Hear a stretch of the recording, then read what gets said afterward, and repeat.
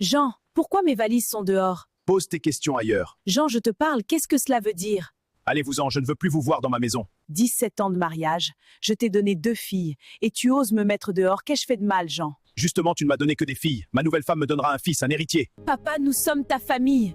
Non, Jean, regarde-les, ce sont tes enfants. un homme a besoin d'un fils. Un homme a surtout besoin d'un cœur. Garde tes leçons pour quelqu'un d'autre. Papa, s'il te plaît, ne nous chasse pas. Prenez vos affaires et partez. Jean, tu ne peux pas nous mettre dehors comme ça. Regarde bien, Papa, où est-ce qu'on va aller? ce n'est plus mon problème. Jean, nous avons construit cette maison ensemble. Et maintenant, je la garde. Jean, je t'en supplie, ne détruis pas notre famille. Notre famille est terminée. Papa, pardon.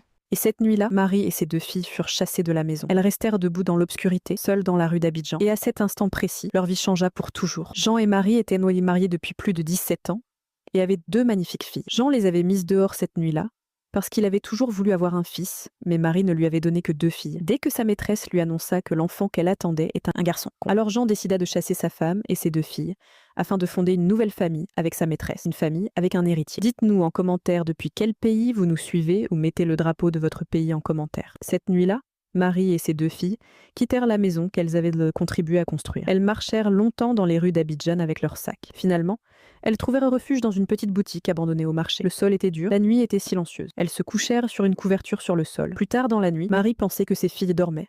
Mais Esther était encore éveillée. Elle regardait sa mère dans l'obscurité et elle la vit essuyer discrètement ses larmes. À ce moment-là, quelque chose se brisa dans le cœur de la jeune fille. Maman. Oui, ma fille?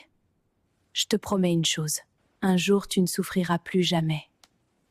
Et dans l'obscurité silencieuse du marché d'Abidjan, une promesse venait d'être faite. Une promesse qui allait un jour changer leur destin. Les premiers mois qui suivirent le départ de la maison furent les plus difficiles que Marie et ses 2 filles aient jamais connus. Chaque matin, bien avant le lever du soleil, Marie se réveillait dans la petite boutique abandonnée du marché et pendant quelques secondes, elle restait immobile, regardant le plafond poussiéreux, comme si elle essayait de rassembler la force nécessaire pour affronter une nouvelle journée. Puis elle se levait doucement pour ne pas réveiller Esther et Naomi, pliait les quelques couvertures qu'elles utilisaient pour dormir sur le sol dur et se préparait pour aller travailler. Très vite, elle commença à vendre des tomates au marché d'Abidjan. Chaque matin, elle transportait de lourds paniers remplis de tomates fraîches, qu'elle disposait soigneusement sur une petite table en bois usé qui devint peu à peu son étal. Le soleil d'Abidjan était impitoyable. La chaleur frappait son visage. La sueur coulait sur son front. Et pourtant, Marie restait là pendant des heures, appelant les clients avec un sourire courageux. Tomates fraîches, venez voir. Mes tomates sont les meilleures du marché. Parfois, les ventes étaient bonnes, mais souvent, les jours passaient avec très peu de clients. Et ces jours-là, Marie rentrait avec presque rien. Ses mains étaient constamment tachées par le jus rouge des tomates et ses épaules étaient douloureuses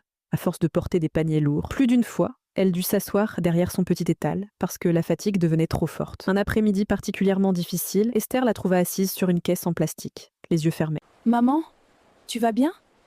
Oui, ma fille, je me repose juste un peu. Mais Esther voyait bien la vérité. Sa mère était épuisée. Malgré cela, chaque matin, Marie se relevait et retournait au marché, car elle avait une seule obsession dans son esprit, que ses filles restent à l'école. Un soir, alors que Naomi et Esther étaient assises sur le sol de la petite boutique, Naomi posa timidement une question. Maman, peut-être que je pourrais arrêter l'école pour t'aider au marché? Non.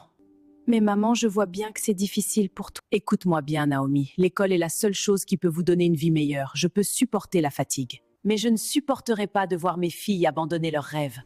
Puis elles se prirent dans les bras, comme pour se soutenir. Un soir, Esther se réveilla tard dans la nuit et remarqua que sa mère n'était pas couchée. La petite lampe à pétrole éclairait faiblement un coin de la pièce. Curieuse, Esther se leva discrètement et regarda. Elle vit sa mère assise par terre, avec une petite boîte remplie de pièces de monnaie. Marie comptait l'argent lentement encore et encore. Puis Esther entendit sa mère murmurer doucement, comme si elle parlait à Dieu. « Mon Dieu, s'il te plaît, fais qu'il y ait assez pour payer leurs frais de scolarité. » Elle compta encore une fois, puis soupira. « Juste un peu plus. J'ai encore besoin d'un peu plus. » Esther sentit les larmes monter dans ses yeux. Sa mère croyait que ses filles dormaient. Elle ne savait pas que sa fille aînée voyait tout. Ce soir-là, Esther ne dormit presque pas. Elle pensait aux mains fatiguées de sa mère, aux longues journées sous le soleil, aux sacrifices silencieux. Et dans l'obscurité, elle prit une décision qui allait changer toute sa vie. Elle deviendrait médecin, pas seulement pour réussir, mais pour sauver sa mère. Les mois passèrent, et malgré toutes les difficultés, les choses commencèrent lentement à changer. Esther se révéla être une élève exceptionnellement brillante. Ses professeurs parlaient souvent d'elle. Un jour, l'un d'eux la prit à part après la classe. Esther, as-tu déjà pensé à ce que tu veux faire plus tard? Je veux devenir médecin. Alors continue de travailler comme tu le fais, tu as un grand avenir devant toi. Merci beaucoup, professeur.